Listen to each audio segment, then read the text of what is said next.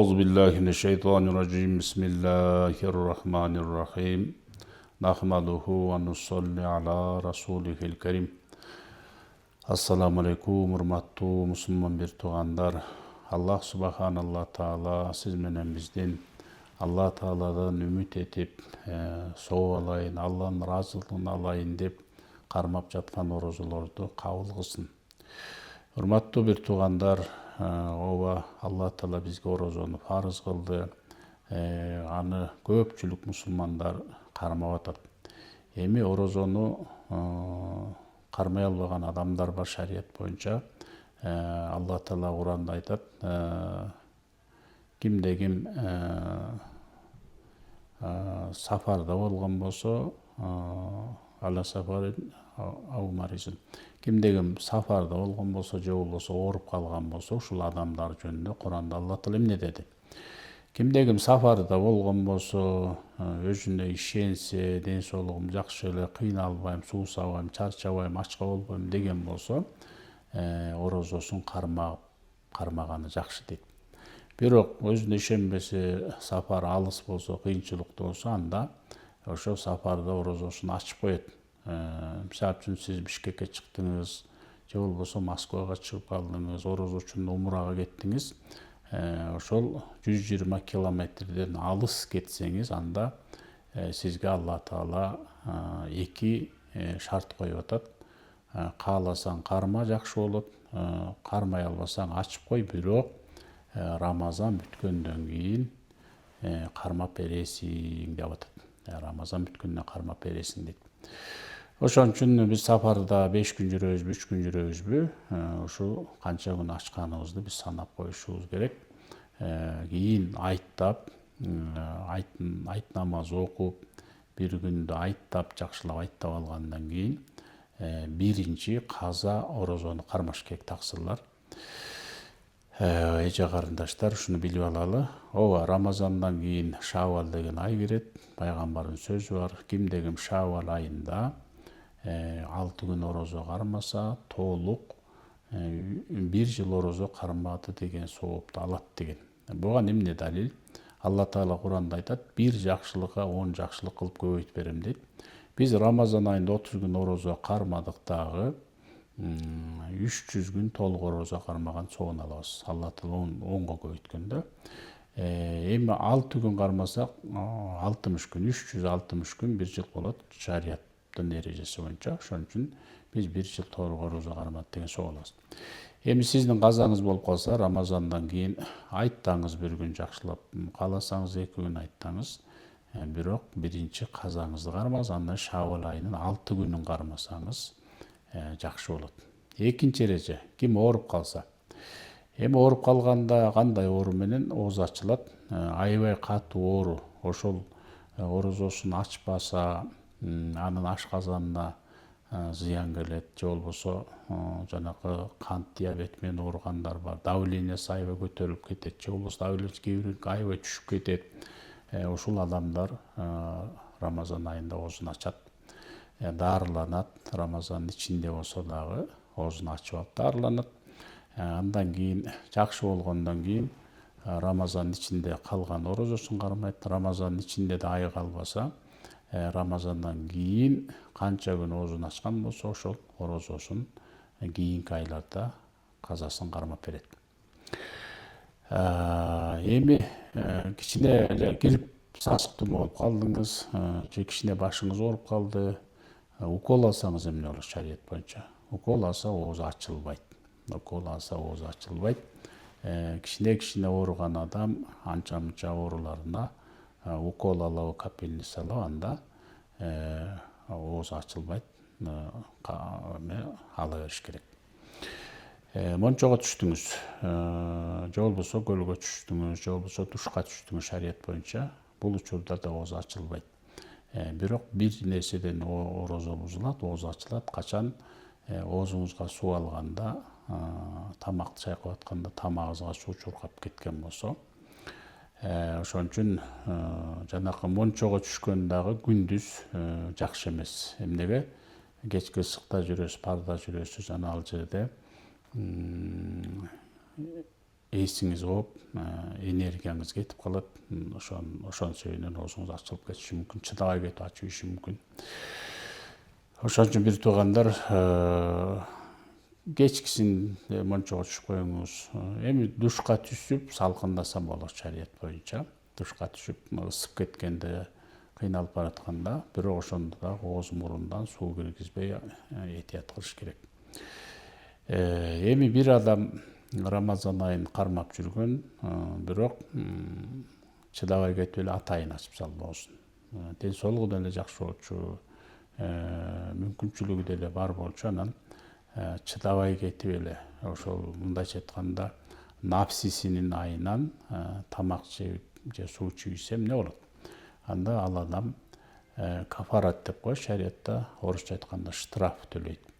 Рамазан айында орозосун толук кармап бүткөндөн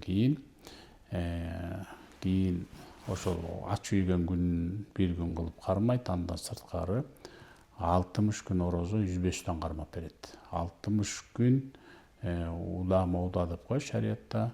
Ошол 60 күндүн арасынан ачып жаап кармабастан эмне кылат? Толугу менен кармап берет. Ошон үчүн Рамазан айында оозуңузду бекиттиңизби, иншалла бекем болуп, сабыр кылып, ачпаганга аракет кылыңыз. Эми кээ бир айтат, орозодо шилекей орозону бузабы. Жок, шилекей бузбайт, ал өзүңүздүн ичиңиздеги нерсе. Ошон үчүн шилекей жута бересиз. Оозуңуз ичинде шилекей болсо, кайра түкүрүш шарт эмес. Бул орозону бузбайт. Орозону буза турган дагы бир нерсе бар, бир туугандар. Мисалы үчүн адамдарда, кээ бир адамдар адат кылып оозуна бирдеме салат, сагыз салат, же болбосо жанагы ташты салат. Ошол нерсе бурчак деп коет, жана маш бурчак. Ошонун көлөмүнөн чоң болсо орозосу бузулат, андан кичинекей болсо, тиштин арасында бир кичинекей калдык болуп калса, анда ал орозону бузбайт. Ошон үчүн орозону бузбай толук кармайлы. Эми орозону бузуй турган бир маселе бар. Эртең менен турдуңуз, карасаңыз сиз 6 да ооз бекитишиңиз керек болчу, мисалы алганда 6:3 ооз бекитишиңиз керек. Турсаңыз 6:15 болуп кетти. Кээ бир адамдар ушул жерде туура эмес түшүнүп экен. Суу ичип ооз бекитиш керек деген маселе жок. Сиз ооз бекитер убакыттан кеч туруп калсаңыз, туруп эле жана орозонун ооз бекитер дубасын окуйсуз, ошо менен сиздин оозуңуз жабылып калат. Эчтеке жештин зарылчылыгы жок. Же болбосо сиз ойгонсоңуз, кечинде таравихтен келдиңиз, анан уктап калдыңыз, карасаңыз саат 7 болуп кетти. Анда дагы ушул маселе. Туруп эле орозонун дубасын окуп оозуңузду бекитип коесуз. Эгерде бирдеме ичип жебейсеңиз, анда орозоңуз бузулат. Анда бир күн кармап бересиз. Же болбосо экинчи маселе, кечинде ооз ачар убактысы кирди деп бир адам ооз ачар убактысына 10 мүнөт калган, же болбосо 5 мүнөт калган, эмне кылды? Оозун ачып алды. Шашып кетти, байкабай калды.